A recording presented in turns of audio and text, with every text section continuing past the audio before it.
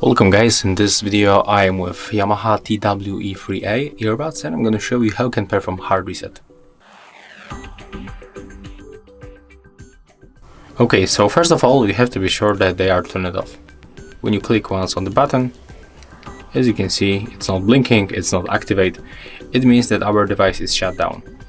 And to perform the hard reset we have to click and hold these two buttons until these indicators, or right here, starts blinking on the pink for 5 seconds. So let's make it right now and take a look how it works. Click and hold. After a few seconds they will be turned on. They will move to the pairing mode, so they will blink like that. And when we still holding, there will be hard reset. As you can see, that's it. Keep holding.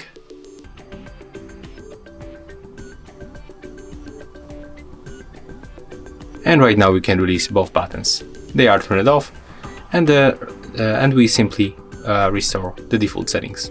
So yeah, that's how it looks in this device. If you find it helpful, remember to leave a like, comment and subscribe.